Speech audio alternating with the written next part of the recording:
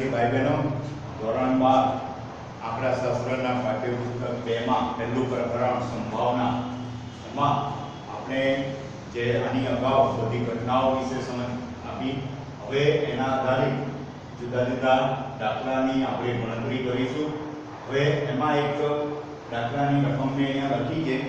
પ્રથમ 50 પ્રાકૃતિક સંખ્યાઓમાંથી એક સંખ્યા યાદચ્છિક રીતે પસંદ કરવામાં આવે છે તો નીચેની ઘટના દર્શાવતા ગણ મેળવો.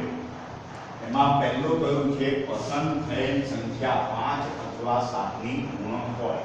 બરાબર, પસંદ થયેલ સંખ્યા એ શું કરવું છે, 5 અથવા તો 7 ની ગુણક હોય.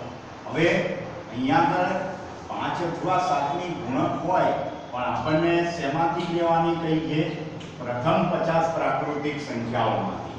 એટલે આપણો નિદર્શાવકાશ u તરીકે પહેલી 50 પ્રાકૃતિક સંખ્યાઓ થશે. એટલે u બરાબર 1 2 3 બધી સંખ્યાઓના લખીએ 50 સુધી, પણ પહેલી 3 લખીએ અને છેલ્લી 50. હવે એમાંથી પસંદ થયેલ સંખ્યા 5 અથવા 7 ની ગુણક હોય.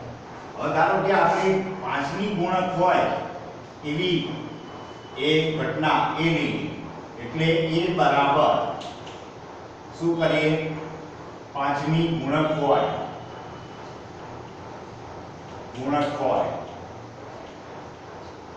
તે સંખ્યા એ તરીકે લઈએ.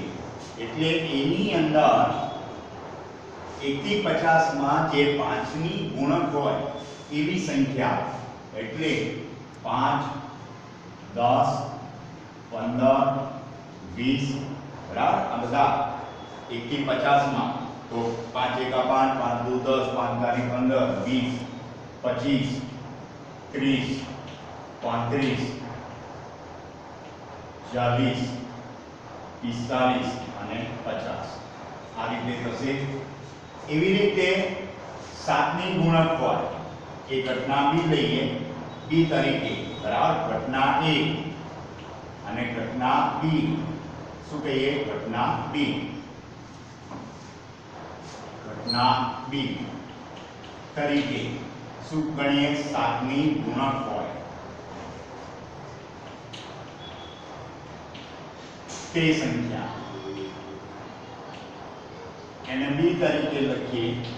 હવે આપણે જે 1 થી 50 માં 7 ની ગુણક હોય એવી સંખ્યાઓ લઈએ તો 7 એકા 7, 7 દુ 14, 7 તારી 21 એ પ્રમાણે તો 7 14 21, 7 ચોક 28, 7 પંચા 35, 7 છંગ 42, સીધું 49, પછી 7 આઠા 56, પણ એ 50 થી વધી જશે.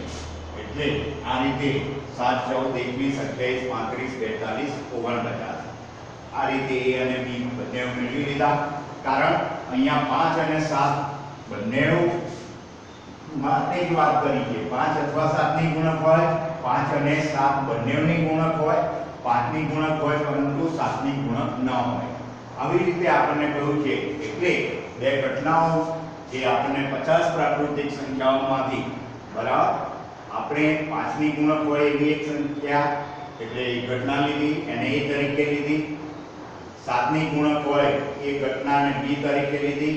આ એના ઘટકો લખી દીધા. હવે પસંદ થયેલ સંખ્યા 5 અથવા 7 ની ગુણક હોય, એટલે 5 ની ગુણક હોય અથવા એટલે એનો અર્થ શું કહેવાય, એ ઘટનાને આપણે શું કહીશું, a યોગ b કહેવાશે.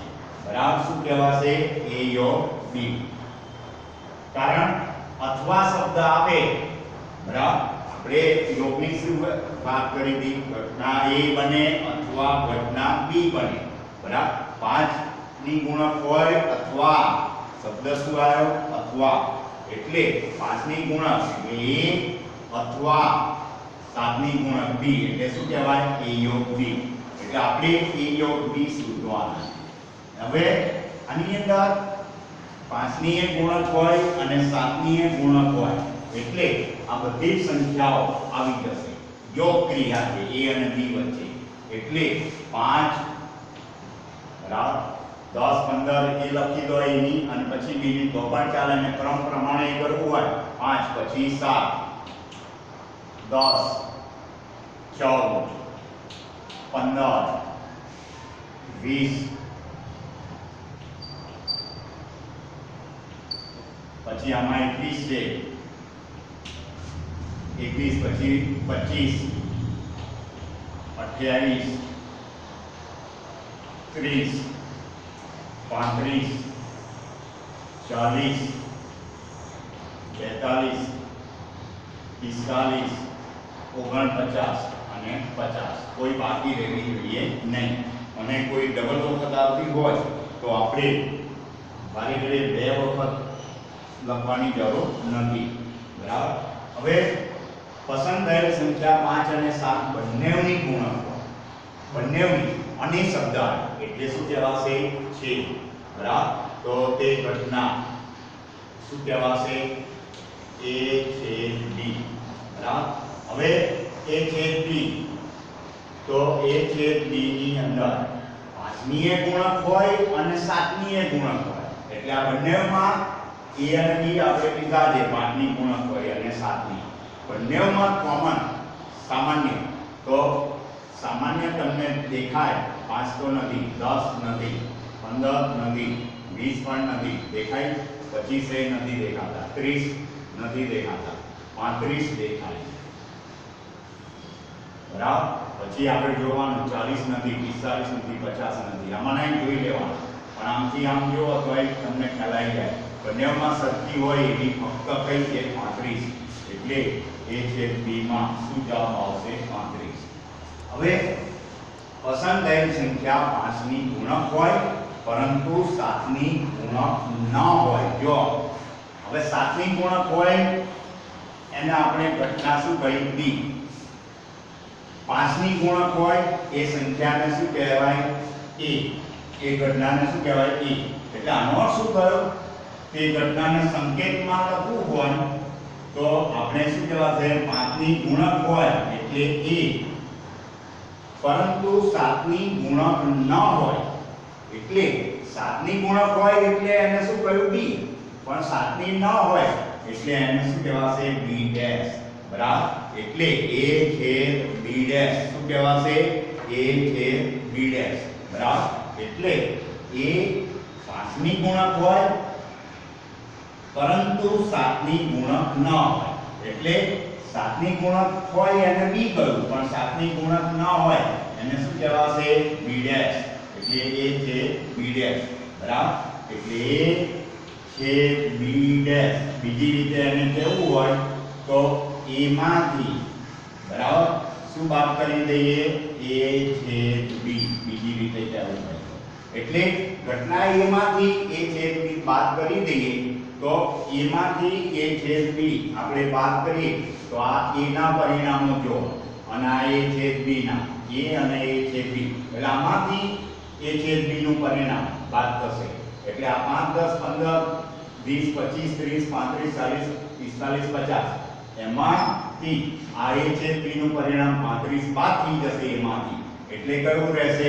35 સિવાય કારણ કે આ 35 આમાંથી આ જે 35 છે એમાંથી શું થશે બાદ થશે એટલે 5 10 15 20 25 30 35 કુંડી લખાય ને એક ખાસ ધ્યાન રાખજો 40 45 અને 50 બરાબર તો આ રીતે આમાં એ મેળવાય એવી રીતે એમાં ચોથો પણ તમને કહ્યું કે પસંદ થયેલ સંખ્યા 5 અને 7 પૈકી ફક્ત 7 ની ગુણક હોય જો 5 અને 7 એટલે અહીંયા આગળ હું એ લખું છું ચોથો દાખલો બરાબર ચોથી રકમ આ રીતે કહી છે પસંદ થયેલ સંખ્યા 5 અથવા 7 5 અને 7 પૈકી 5 અને 7 પૈકી ફક્ત 7 ની ગુણક હોય 7 ની ગુણક હોય જો અહીંયા શું કહ્યું હતું, 7 ની ગુણક ન હોય, બરાબર. અહીંયા 5 અને 7 પૈકી 7 ની ગુણક હોય, એટલે 7 ની હોય પરંતુ 5 ની ન હોય, બીજી રીતે કહીએ તો, બરાબર. એટલે એને તે ઘટના એને આપણે શું કહીશું, a ડેશ છેદ b ડેશ, બરાબર. શું કહેવાશે, a ડેશ છેદ b, એટલે 7 ની ગુણક ખરી પરંતુ 7 ની ગુણક એટલે b, પરંતુ 5 ની ગુણક નથી. a ડેશ છેદ b એટલે એને આપણે કેવું હોય તો a ડેશ માં અને b નો છેદ. હવે a ડેશ આપણે 50 i થી 50 માંથી a કાઢવો એના કરતા b માઈનસ a છેદ b આ સેનું પડે, એટલે b ના ઘટકોમાંથી a છેદ b બાદ કરી દઈએ તો આ b ના જે ઘટકો છે, બરાબર, 7 14 21 28 35, તો a છેદ b માં આવી જાય, એટલે 35 b ના ઘટકોમાં લખવાના નહીં, કારણ કે આ a છેદ b નો ઘટક છે અને આપણે શું કરવાનું છે, બાદ કરવાનું છે. એટલે 7 14 21 28 42 અને 49. તો આ રીતે એમાં એ 7 14 21 28 42 અને 49, તો આ પ્રમાણે, બરાબર. અને બીજી રીતે શું કહેવાશે, b માઈનસ a કહેવાય, અને આને બીજી રીતે શું કહેવાશે, a માઈનસ b, બરાબર. એટલે આ વસ્તુ તમને હવે આની સંભાવના કે તો એના પરિણામો ભાગ્યા કુલ પરિણામો 50, બરાબર. એટલે આ વસ્તુ તમે સમજશો તો આગળના સ્વાધ્યાયમાં સંભાવનાના દાખલાઓમાં આ સાનુકૂળ પરિણામો ખબર પડશે, ઘટના ખબર પડશે તો સાનુકૂળ પરિણામો ખબર પડશે, અને એના ઉપરથી કુલ પરિણામો પણ તમને ખબર પડશે. હવે આવી રીતના એક દાખલા નંબર 10 છે, એ પણ તમને હું ગણાવું છું. એટલે દાખલા નંબર 10 ની આખી રકમ નથી લખતો, પણ એના મુખ્ય જે ઘટનાઓ આપી છે એ હું અહીંયા લખું છું. એટલે રકમમાં બરાબર તમે ધ્યાન રાખજો.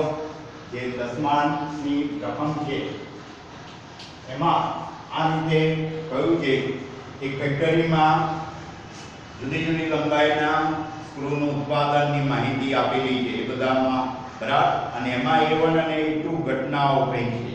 હવે A1 ઘટના, બરાબર, એ લખું છું ખાસ. A1 બરાબર x જ્યાં 0 less than equal to x less than 0 less than equal to નથી, 0 less than x less than 1 કહ્યું છે. અને A2 એની અંદર આપણને એવી રીતે કહ્યું છે કે x જ્યાં 1/2 less than equal to 1/2 less than equal to x less than 2.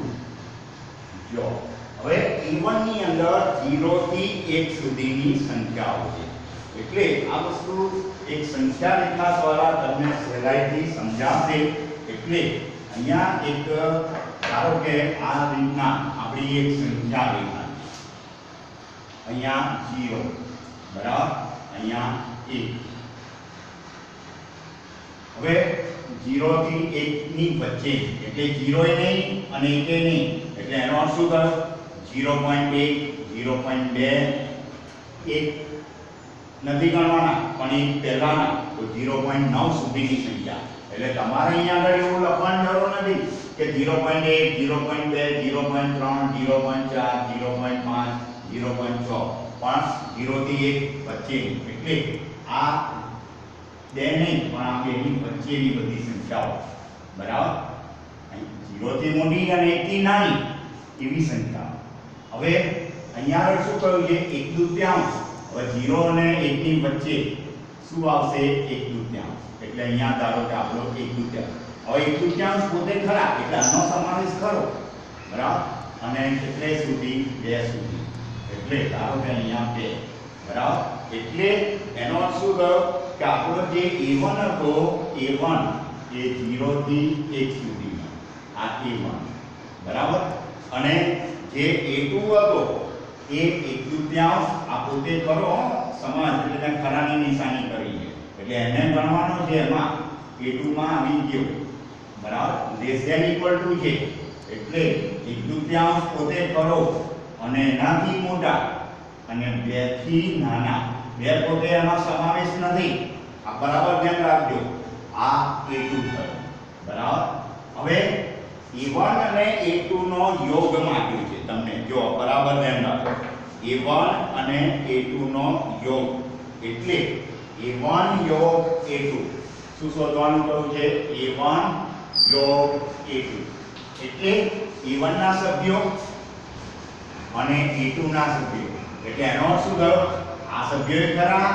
અને A2 ના સભ્યોય ખરા બંનેને ભેગા કરીએ એટલે શું થાય 0 થી શરૂઆત થાય અને કેટલે સુધી 2 સુધી હવે એને આપણે આ રીતે ગણની ભાષામાં લખવું હોય A1 અને A2 ના સભ્યો x તરીકે લખીએ તો 0 નો સમાવેશ નથી કરતા એટલે 0 less than x less than કેટલે સુધી 2 થી નાની સુધી આ રીતે થશે બરાબર એટલે હવે આમાં 0 ય નથી અને 2 ય નથી એટલે એના અંતરાલ સ્વરૂપે લખવું હોય તો આ રીતે બંને નાના કૌંસમાં બરાબર 0 2 આ જે અંતરાલ છે એક આપણા આગળ આપણા ચોથા પ્રકરણની અંદર તમારે આવશે બરાબર અંતરાલના પ્રકાર એમાં વિવૃત અંતરાલ બંને કૌંસ નાના એટલે 0 નો સમાવેશ નથી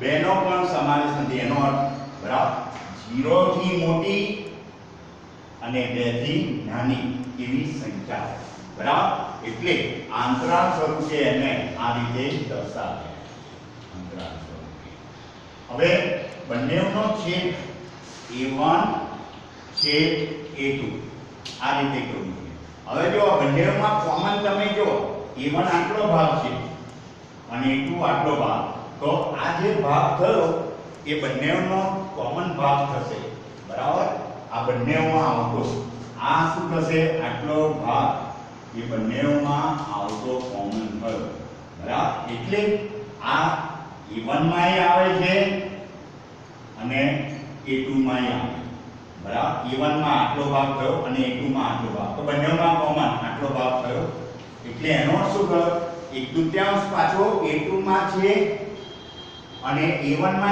આવી જશે 0 થી 1 ની વચ્ચે એટલે 1/2 પોતે સમાઈ જાય છે એટલે એને આપણે x તરીકે કહીએ અને 1/2 પોતે સમાવેશ થાય છે કારણ કે 0 થી 1 ની વચ્ચે પણ 1/2 છે અને A2 માં 1/2 પોતે પણ ખરો લેસ ધેન ઇક્વલ ટુ કહ્યું હતું એટલે 1/2 પોતે ખરો એટલે 1/2 less than equal to x less than બરાબર એટલે સુધી 1 નહીં પણ 1 થી નાનો એટલે બંનેમાં કોમન હોય એવો તો આટલો ભાગ થશે 1 નહીં પણ 1 થી નાના અને 1/2 અને 1/2 થી મોટા એટલે 1/2 અને એનાથી મોટા અને 1 થી નાના બરાબર કેટલા 1 થી નાની એવી સંખ્યા આ રીતે થશે હવે આને અંતરાલ સ્વરૂપમાં લખવું હોય જે સંખ્યાનો સમાવેશ થતો હોય એ સંખ્યાને આ રીતે સમૃદ્ધ અંતરાલમાં આપણે પહેલા 1/2 લખીશું બરાબર કારણ કે 1/2 તો તે સમય જાય છે પણ એકનો સમાવેશ થતો નથી એટલે આને સમૃદ્ધ વિવૃત અંતરાલ એટલે સમૃદ્ધ અંતરાલમાં 1/2 આ પોતે ખરી આનો અર્થ શું થાય 1/2 અને એનાથી મોટી 1 અને 1 થી અરે 1 થી નાની 1 અને નહીં 1 થી નાની આનો અર્થ તમને ખ્યાલ રહે કે 1/2 અને તેનાથી મોટી અને 1 થી નાની હવે જે આપણને રકમમાં કઈ કઈ સંખ્યાઓ બરાબર એ સંખ્યાઓ તો અહીંયા આગળ એ સંખ્યાઓ કયા ગણની એવું ચોક્કસ કહ્યું નથી એટલે આપણે ફક્ત એને સંખ્યા તરીકે જ લઈશું બરાબર એટલે આપણે સામાન્ય રીતે વાસ્તવિક સંખ્યા તરીકે તે 1/2 અને તેનાથી મોટી અને 1 થી નાની કેવી સંખ્યાઓ વાસ્તવિક કારણ વાસ્તવિક સંખ્યાઓ બધામાં સમાઈ જાય જ્યારે આનો અર્થ શું થશે? 0 થી મોટી અને આનો અર્થ એટલે 2 થી નાની વાસ્તવિક સંખ્યા, બરાબર? તો આ રીતે તમે આ ગણી શકો. હવે આવું સ્વાધ્યાયની અંદર સ્વાધ્યાય 1.1 માં આવા દાખલા છે, જે છેલ્લા દાખલાઓ છે, બરાબર? 13, 14, 15 તો આ પ્રમાણે છે. એટલે એ રીતના તમે 13, 14, 15 દાખલા, બરાબર, સ્વાધ્યાયના આ રીતે છે એટલે ગણજો. હા, સ્વાધ્યાયમાંથી હજુ થોડા બીજા દાખલા જે આમાં નથી એવા ગણાવીશું, બરાબર? પણ આજે આવી રીતના છે એ તમે મેં તમને બતાવી દીધા, તો એ રીતે એ ગણજો, બરાબર? Thank you.